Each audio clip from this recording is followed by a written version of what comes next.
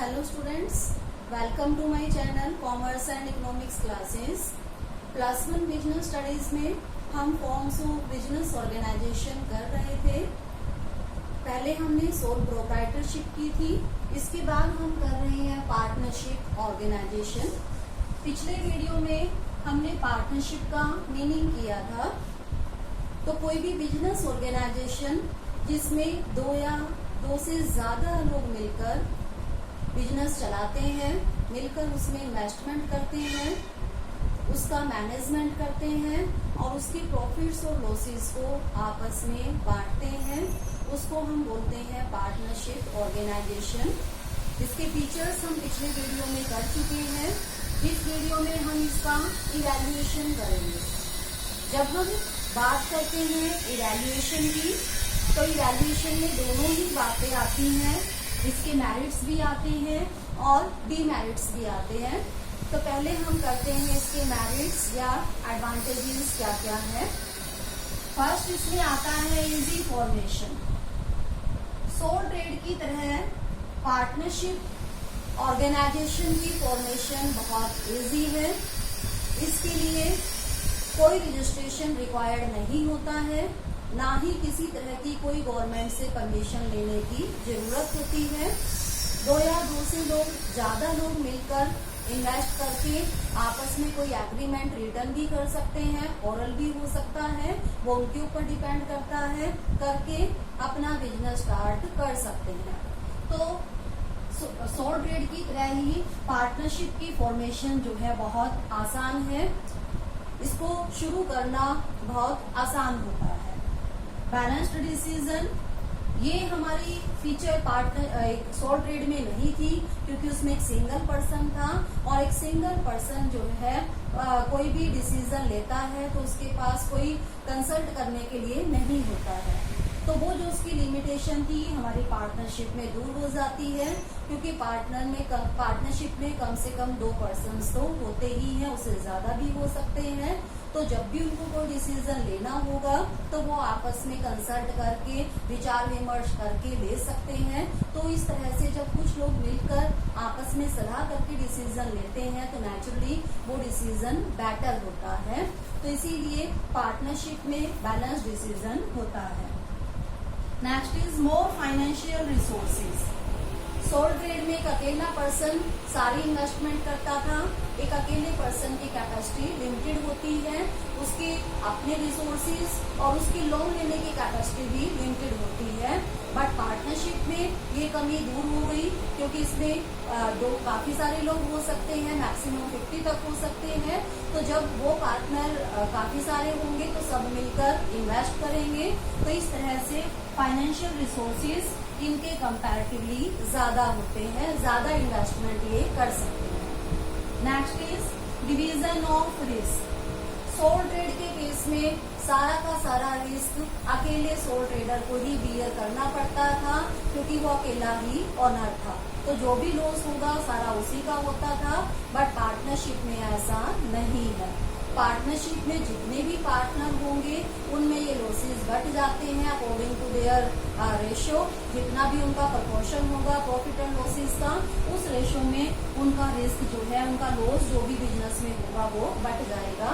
तो इस तरह से एक अकेले पर्सन को लॉस नहीं उठाना पड़ता, वो सब में बढ़कर थोड़ा थोड़ा रह जाता है। Last is secrecy. Partnership organisation में सीक्रेसी होती है सोल ट्रेड की तरह ही, क्योंकि इसमें सभी ऑनर होते हैं और इनको कोई भी अपने अकाउंट्स पब्लिश करने की लीगल रिक्वायरमेंट नहीं होती है।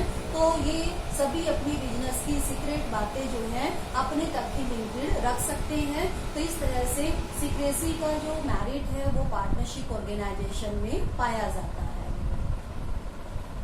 तो स्टूडेंट्स, अब हम करेंगे लिमिटेशन ऑफ पार्टनरशिप। जिस तरह से हर बिजनेस ऑर्गेनाइजेशन सोल ट्रेड को हमने किया था, उसकी अपनी कुछ मेरिट्स थी, कुछ डीमेरिट्स थी, इसी तरह से पार्टनरशिप की भी अपनी कुछ लिमिटेशंस हैं, कुछ इसमें कमियां हैं। तो वो कौन कौन सी हैं? सबसे पहला आता है इसमें अनलिमिटेड लायबिलिटी। यही लिमिटेशन सोल ट्रेड की भी थी और यही लिमिटेशन पार्टनरशिप की भी है। पार्टनरशिप में जो भी पार्टनर्स होते हैं उन सबकी लायबिलिटी अनलिमिटेड होती है।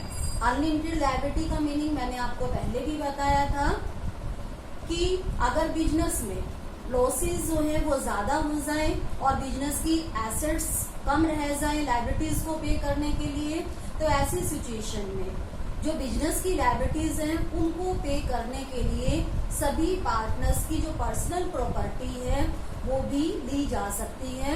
कोलेक्टिवली या इंडिविजुअली वो सभी पार्टनर्स जो हैं वो बिजनेस की लायबिलिटीज को पे करने के लिए लायबल होंगे, उत्तरदायी होंगे। तो उनकी निजी जो पर्सनल प्रॉपर्टी है वो भी बिजनेस की लायबिलिटीज को पे करने के लिए यूज की जा सकती है। इसीलिए पार्टनरशिप में भी सभी पार्टनर्स की लायबिलिटी अनलिमिटेड होती है और ये इसकी एक कमी है कि उनकी पर्सनल प्रॉपर्टी भी बिजनेस की लायबिलिटीज को पे करने के लिए यूज की जा सकती है। Next is limited resources. Partnership organisation में सोल ट्रेड के कंपैरेटिवली तो रिसोर्सेज ज्यादा होते हैं पर फिर भी अनलिमिटेड बहुत ज्यादा नहीं होते हैं। अगर हमें बिजनेस बहुत लार्ज स्केल पर करना है तो अरबों रुपए की इन्वेस्टमेंट होती है और पार्टनर्स के इतने रिसोर्सेज नहीं होते हैं कि वो इतनी ज्यादा इसमें इन्वेस्टमेंट कर पाए। तो ऐसे केस में पार्टनरशिप ऑर्गेनाइजेशन सुटेबल नहीं होती है। ये फीचर हमारी कंपनी में पाई जाती है, कंपनी ऑर्गेनाइजेशन में होती है। तो पार्टनरशिप ऑर्गेनाइजेशन में रिसोर्सेज कंपैरेटिवली सोल ट्रेड के ज्यादा तो होते हैं बट फिर भी वो लिमिटेड ही होते हैं। हम बहुत बड़े स्केल पर बिजनेस नहीं कर सकते हैं। लैक ऑफ हार्मोनी, क्योंकि पार्टनरशिप में बहुत सारे ओनर्स होते हैं, सभी ने पैसा लगाया होते हैं और सभी ने मिलकर मैनेज करना होता है, पर सभी पर्सन्स अलग अलग होते हैं, सबकी थिंकिंग अलग अलग होती है, सबकी जो डिसीजन है वो अलग अलग हो सकते हैं। हो सकता है उनकी आपस में सेटिंग ही ना बन पाए कॉमन पॉइंट ऑफ व्यू के ऊपर, तो इस तरह से उनमें आपस में झगड़े होने शुरू हो जाते हैं क्योंकि उनके विचारों में अंतर हो सकता है, सोचने के ढंग में अंतर हो सकता है। तो इस तरह से उनमें आपस में झगड़े होने शुरू हो जाते हैं। Lack of continuity, partnership organisation में भी सोल ट्रेड की तरह कॉन्टिन्यूटी नहीं होती है। कई बार जो है पार्टनर्स में आपस में झगड़े इतने बढ़ जाते हैं कि हमें बिजनेस को बंद भी करना पड़ जाता है। तो इस तरह से इसमें कंटिन्यूटी नहीं होती है। या कई बार क्या होता है कि कंपलसरी भी हमें पार्टनरशिप ऑर्गेनाइजेशन को बंद करना पड़ सकता है। अगर जैसे कोई पार्टनर है वो चाहे बंद करवाना तो करवा सकते हैं। लीगल फॉर्म टाइप से जो है कई इसके केसेस हो सकते हैं।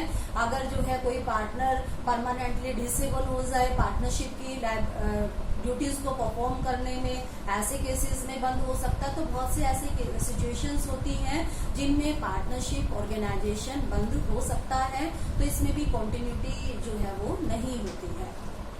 Last is lack of public faith. हमने इसकी मेरिट्स में एक बात की थी सीक्रेसी की, कि पार्टनरशिप की जो बातें हैं वो गुप्त रहती हैं, पार्टनर्स को ही पता होती हैं, इनको अपने अकाउंट्स पब्लिश करने की रिक्वायरमेंट नहीं होती according to law.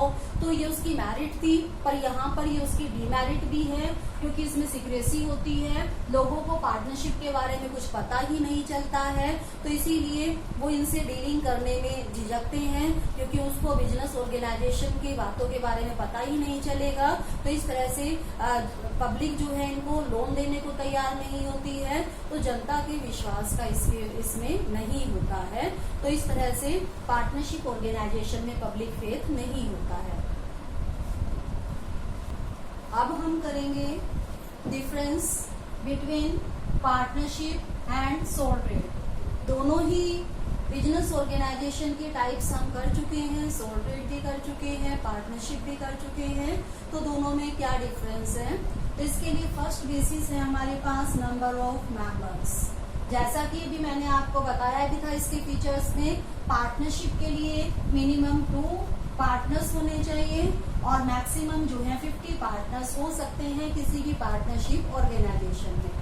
Soul trade के केस में एक सिंगल ओनर ही होता है, तो इसमें एक सिंगल पर्सन ही ओनर होगा, कोई और दूसरा उसमें नहीं होता है। Next is agreement. क्योंकि पार्टनरशिप में बहुत सारे पर्सन्स होते हैं तो उनके बीच में एग्रीमेंट होना जरूरी है, चाहे वो रिटन हो चाहे वो ओरल हो, वो उनकी मर्जी होती है।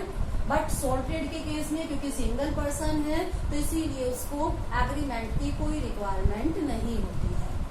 Next is act. पार्टनरशिप के लिए गवर्नमेंट ने पार्टनरशिप एक्ट 1932 बनाया है। उसके रूल्स और रेगुलेशंस पार्टनरशिप पर अप्लाई होते हैं, बट सोल ट्रेड के लिए कोई सेपरेट एक्ट नहीं है। रजिस्ट्रेशन, पार्टनरशिप ऑर्गेनाइजेशन का रजिस्ट्रेशन करवाना गवर्नमेंट से कंपलसरी तो नहीं है, बट अगर पार्टनर्स चाहें तो वो अपनी फर्म का रजिस्ट्रेशन करा सकते हैं, तो ये ऑप्शनल होता है रजिस्ट्रेशन कराना। बट सोल ट्रेड के केस में रजिस्ट्रेशन होता ही नहीं है। कुछ types of business sole trade में ऐसे होते हैं जिनमें हमें गवर्नमेंट से लाइसेंस या परमिशन लेनी पड़ सकती है, बट रजिस्ट्रेशन उसका नहीं होता है। Profit and loss sharing, partnership में क्योंकि ऑनर एक से ज्यादा होते हैं तो जो भी प्रॉफिट या लॉस होगा वो उन सब ओनर्स में, सब पार्टनर्स में डिवाइड होता है। वो डिपेंड करता है किसको कितना मिलेगा उनके एग्रीमेंट के ऊपर। तो जो डीड में उनकी लिखा है, एग्रीमेंट में लिखा है